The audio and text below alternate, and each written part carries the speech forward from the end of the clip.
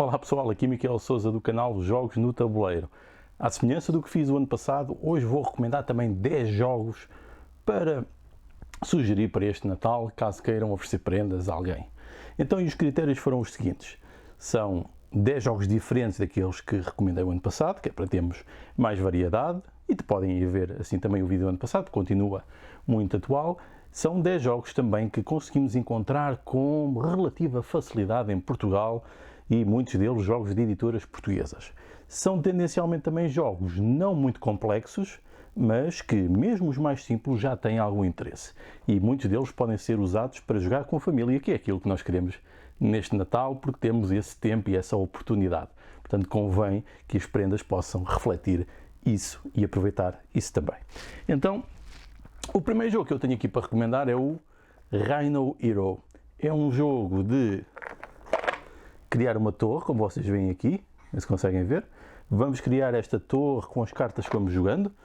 É um pouco semelhante ao Uno, naquela vertente em que temos cartas e vamos jogando, e quem se livrar primeiro das cartas ganha o jogo, mas no entanto tem aqui a vertente do equilibrismo desta torre que vamos construir e do rinoceronte que vai evoluindo também ao longo da torre, o tal herói. Portanto, é um jogo muito simples. Pode ser jogado por crianças muito pequenas, a partir dos 4, 5 anos já conseguem jogar isto, embora com adultos também é muito interessante porque entra a parte da estratégia e da tática. Outro jogo que eu recomendo e que é muito interessante é aqui o Equipas. Aqui um jogo da Mebo que editou para este ano. É mais um party game, não é propriamente aquele tipo de jogo que nós tendemos a considerar aqui no canal, que são mais aqueles jogos no modelo europeu, com aqueles sistemas complexos de simulação. Isto é verdadeiramente um party game, que pode ser jogado até 12 jogadores, logo insere-se nessa categoria de party game, e que demora menos de uma hora a jogar. Portanto, é um daqueles bons jogos para nós termos à mão na ceia de Natal. E este jogo tem a particularidade de ter aqui umas raquetes muito interessantes para jogarem, cujos componentes podem ser partilhados, na mesma com esta mecânica de desenhar e de escrever, mas tem muitos desafios para fazer equipas, quer seja desenhos, adivinhas, questões, tem muita coisa. Portanto, acaba por ser aqui um jogo bastante versátil. No entanto, é um party game e um jogo levezinho para jogar com pessoas que provavelmente não querem jogar coisas mais complexas ou não têm muito tempo. Algo que é perfeito para as férias de Natal. Outro jogo aqui também da Mebo que saiu este ano é o Clube Detetive. É um jogo que, se olharem para as ilustrações, são reminiscentes e muito parecidas com o Dixie. Temos aqui estas cartas com estes desenhos surrealistas. No entanto, aqui a mecânica, ou neste caso os mecanismos, porque a mecânica é na mesma storytelling, os mecanismos são diferentes. Consiste aqui num trabalho de ocultação da informação também, não tanto de manipulação e gestão, mas mais de ocultação, e depois do processo criativo de conseguir criar histórias para enganar os outros com base nas cartas que fomos criando. Digo histórias, não é porque sejam histórias completas, são mais narrativas, mais desculpas. Portanto, o jogo faz isso. Os jogadores escolhem cartas e depois há um que não sabe qual é a informação, mas vai tentar enganar os outros, a tentar justificar as suas escolhas que foram baseadas ou nas cartas dos outros ou naquilo que ele achou. Portanto, isto gera também situações hilariantes em que quase também esquecemos o sistema de pontuação. Um pouco ali como o Equipas. Ou seja, é um misto entre um party game e um jogo de storytelling. E se tiverem o Dixit, este jogo é bom porque podem aproveitar as cartas, que tem muitas. Tem aqui 168 cartas, portanto eu diria que os jogos são compatíveis. Isto parece que foi de propósito, mas por acaso não foi, tem a ver com o monte que eu criei aqui. Outro jogo da Mebo, que eu não incluí o ano passado na sugestão dos 10 jogos para introduzir, mas incluo este ano. Aqui já estamos a falar do Sagrada, já é um jogo mais do tipo puzzle, mais do tipo quebra-cabeças. Tem esta temática da Sagrada, ou seja, sobre a Sagrada Família em Barcelona, mas podia ser outra coisa qualquer. Refere-se aos vitrais. Acaba por ser um jogo de gestão e colocação de dados nestas grelhas para produzir pontos de acordo com objetivos que saem sempre diferentes em cada jogo. É um dice drafting, o que é isso? Lançamos os dados e depois eles estão disponíveis para nós escolhermos e colocarmos no nosso tabuleiro. Acaba por ter interatividade em relação aos dados que nós escolhemos, porque com isso podemos estar a condicionar e até a tramar os adversários. Portanto, é um jogo com um aspecto muito bonito, como podem ver, e é realmente um jogo que eu diria que é mais para adultos, que querem assim um bom quebra-cabeça, uma coisa que não é muito longa. Eles recomendam aqui 45 minutos, portanto é uma coisa que pode ser mais levezinha, e eu diria que isto jogado a 2, 3 jogadores é o ideal, sendo que também é um bom jogo a solo. Vamos entrar aqui jogos agora da Devir. Recomendo também o Silk. Foi o jogo que eu abri há pouco tempo. Eu joguei só uma vez para experimentar, mas pareceu-me um jogo interessante. Não é propriamente o meu tipo de jogo preferido, mas porque é que eu recomendo este jogo? Recomendo por duas razões. Primeiro, aliás, por três. Primeiro, porque é um jogo com ilustrações e um grafismo muito apelativo, com peças e componentes muito interessantes. Tem também um elemento tático importante. Há pessoas que gostam desta dimensão tática. Isto faz lembrar um pouco as movimentações quase do xadrez, embora sem esse nível de complexidade, como é óbvio. Mas tem aqui muito tático o modo como colocamos as peças. Temos que conjugar o nosso pastor, com o nosso cão pastor, com o monstro que anda a comer os bichos da seda, e acaba por ser um jogo também de produção de recursos. Portanto, é interessante por isso, conjuga com esta dimensão tática de movimentação num tabuleiro que acaba por ser uma grelha composta pelos talos. Estão a ver, isto vai haver aqui bastantes interações e interatividades num jogo que não é de ataque, mas acaba por ser indiretamente. O jogo também é interessante porque acaba por ser barato, penso que isto não é muito caro, e também tem uma caixa interessante. Eu gosto de jogos em que as caixas são adequadas ao conteúdo e este é um deles. Por outro lado, não é um jogo que me interessa muito, porque eu não gosto muito de jogos muito táticos, sinceramente é mais isto. Gosto mais de jogos de produção de recursos, e porque tem também aqui o fator dados. Os dados acabam por determinar bastante as nossas opções. Claro que os podemos mudar, mas perdemos com isso.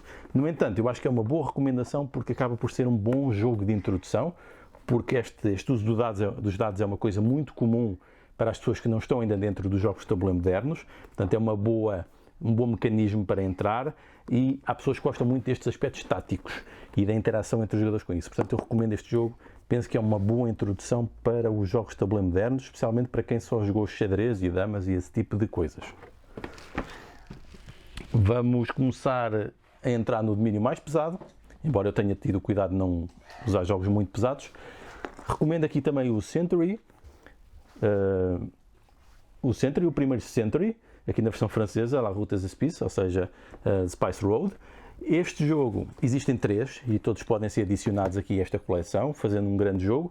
E eu recomendo este porque parece-me que é bastante simples de usar e introduz aqui uma espécie de relação com o deck builder, ou seja, um deck builder bastante simples para nós entrarmos nesta, que é uma mecânica muito popular nos jogos de tabuleiro modernos, ou seja, um deck builder com gestão de recursos, e que acaba por ser também bastante fácil de aderir, porque as cartas são fáceis de ler, não tem muita informação, é só os cubos, acaba por ser uma conversão também de recursos.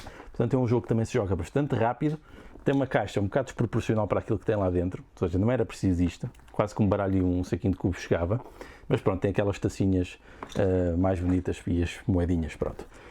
Mas está bastante bem ilustrado. Portanto, este é um jogo que eu recomendo também e que já ensinei várias pessoas a jogar para entrarem no hobby. Portanto, é mais um que penso que fica bem em quem quer jogar. Também é uma coisa que não demora muito tempo, isto também demora 45 minutos, mas tem outro tipo de mecânicas diferentes para quem não está habituado, e diria que é uma boa introdução. Vamos entrar então em coisas, falámos em deck builder, portanto vamos falar em card drafting.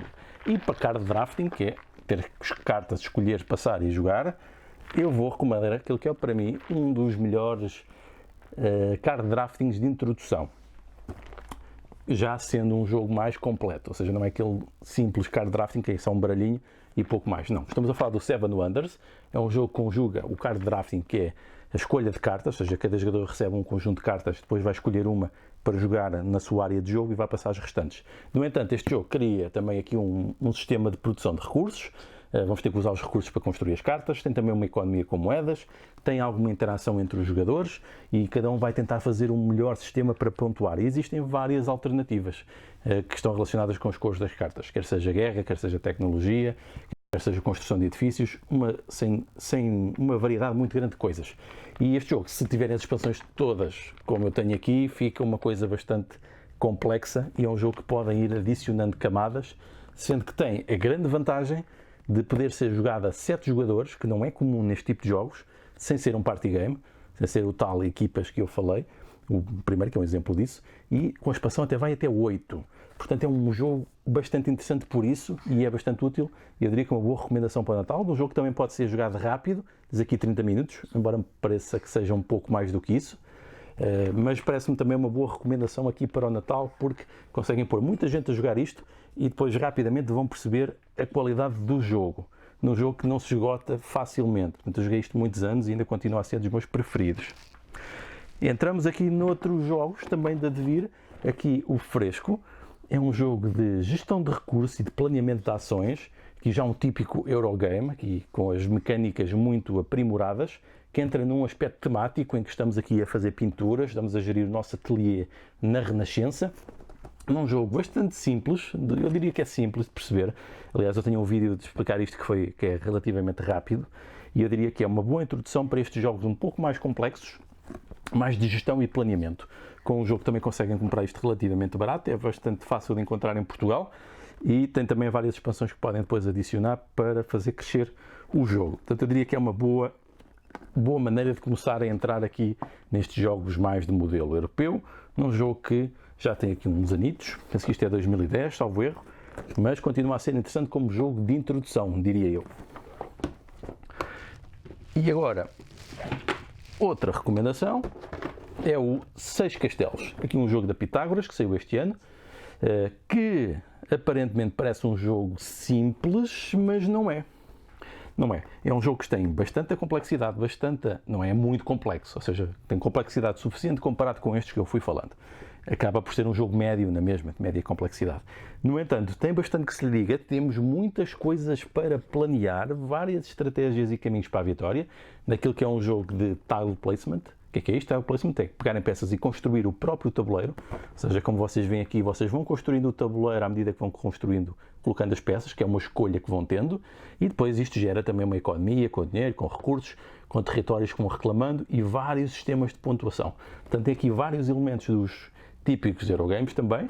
Não é bem um jogo de gestão de recursos como o Fresco, que eu falei há um pouco, é mais um jogo de utilização e domínio de áreas para as controlar e com elas depois fazer conjuntos que geram pontos, que é uma coisa que nós chamamos mais ou menos o set collection, ou seja, a coleção de conjuntos. Portanto, eu diria que estes Seis Castelos é uma boa maneira também de entrar aqui, mas de notar que podem ter alguma dificuldade em entrar nas regras e algumas dúvidas, porque já é um jogo com alguma sofisticação.